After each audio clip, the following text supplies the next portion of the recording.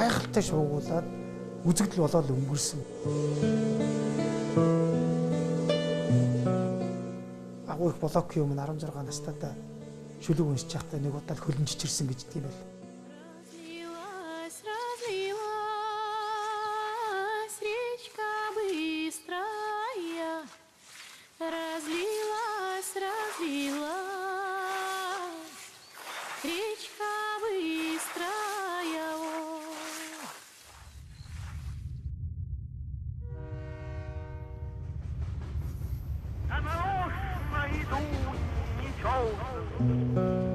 Головой, как керосиновая лампа на плечах, ваших душ естественную осень не нравится почем.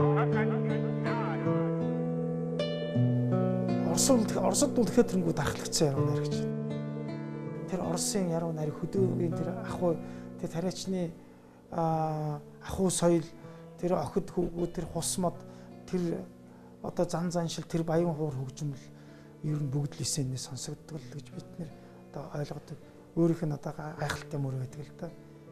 Өөрийнхөө дуугарч байвал одоо бэлхэгчж багасаа яах вэ гэж.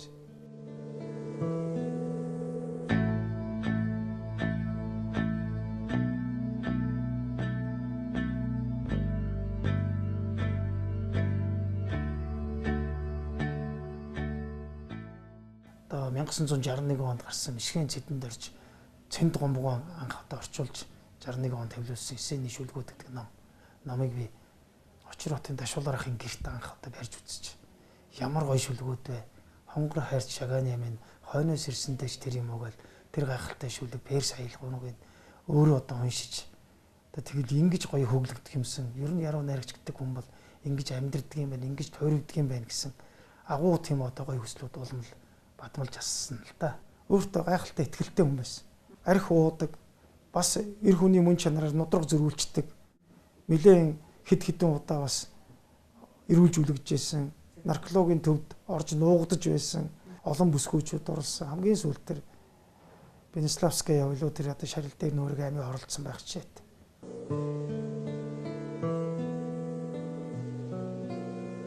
Оросд анхны одоо өрөндийн балетик, модерн балет гэж байгаа юм л да. Балетийн урлагийг одоо шинжилсэн.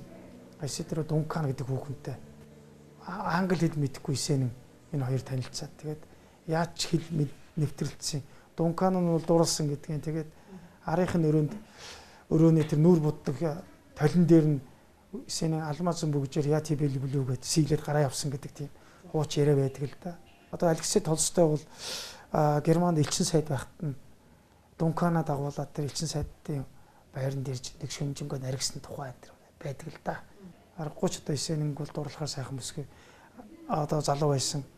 Тариан төрөвшгээ тийм алтан шар үстэй цэв цэнхэрнүүдтэй тийм одоо сайхан залууд бол Оросын тухайн үе цаг үе одоо нурж авиасанд царай төрхөнд нь ч одоо гайхалтай дурлж ирсэн цаг үе байсан л да.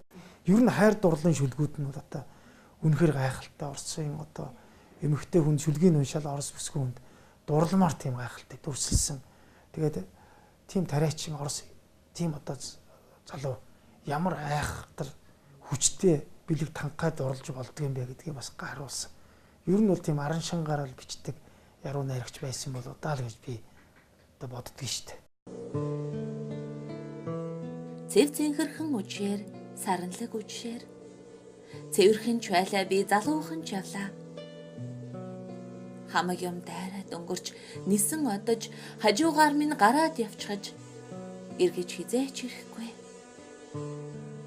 Зүрх минь хөрчхөж, нүд минь цээчхэж, цэв цэнхэрхэн аз жаргал, саранлаг шөнүүд.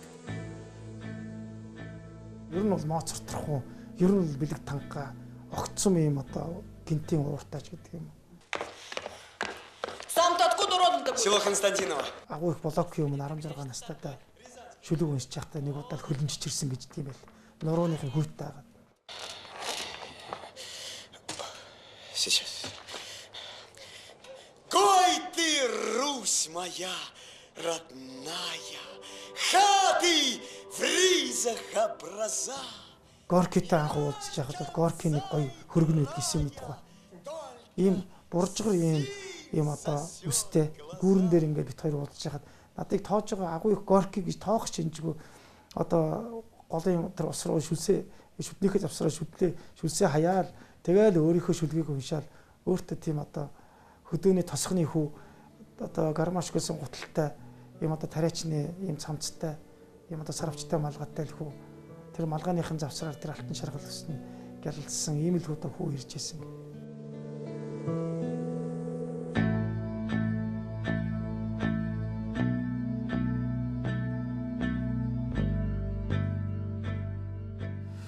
(1927) онд яг өнгөрснийхэн дараа 2 жилийн дараа хэвлэгдсэн энэ эсэний төврийг Санкт Петербургийн хуучин номын дэлгүүрээс миний найз Инх Төвшин Дасцгийн Инх Төвшин найз маань бүр ухаж олоод тэгээд нэг энэ номтой энэ 2006 онд ингэж 3 ботоор нэвлэгдсэн.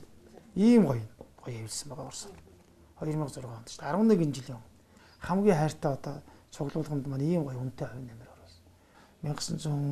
1992 онд зүүн бүсийн утга зохиолын өдрүүдээр Сүхбаатар аймгаас хүүхдийн зохиолч одоо Доржсэрэн багш ирсэн.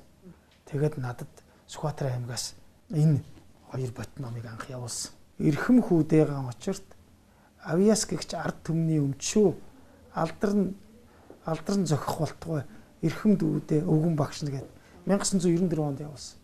Оросууд ч бас ийм бас их гайхалтай ард түм юм аа. Одоо суут яруу найрагч зохиолч нараараа ийм гоё бадуушгал гэж ярьдаг л да ингээ гоё зургуудын бэлэг дурсгалаар ингээ хэвлэлдсэн байдгийн байна. Энийг 1994 онд 93 онд миний уран зохиолын багш Далхагийн Баталгэр багш их сургуулийн сэтгүүлчийн ангид явдаг жил надад нэг тэмдэглэлийн дэвтэр энэ эсэний энэ сайхан зургийг надад бэлгэлсэн. Цасан ширхгүүд хуйсгалан бодрорно. Цагаан талаар гурвалсан морд авталгана. Гурвалсан морд хөлсөн тэр тэргэн дээр гонигт минийх биш өөр нэгний залуу наст иргэн. Галзууран хуйсганах цасан дундуур хамаг бүхэн минь гурвалсан морд хөллөөд орхин одсон байна.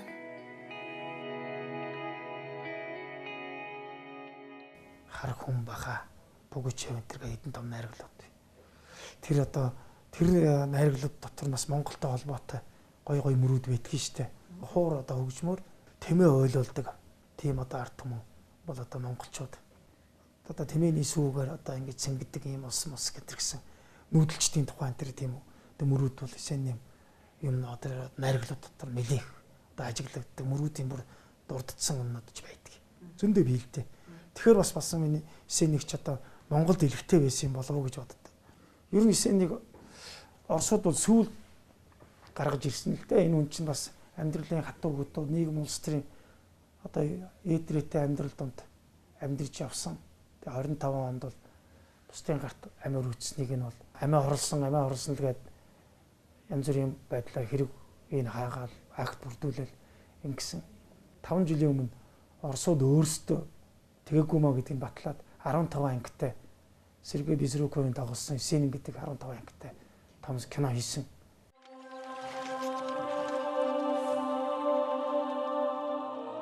Сод гэдэг нь цэвэр тариачны яруу найраг, цэвэр одоо тэр яруу найргийн тийм алтан од болсон дэлхийн утга зохиолын салбарт тэр одоо алтан үсгээр бичигдэх ийм одоо хүн бол богинохон нассан учраас өшөө илүү олон нассан бол мундаг том бүтээлүүд тойрог байсан байхаа гэж би боддог.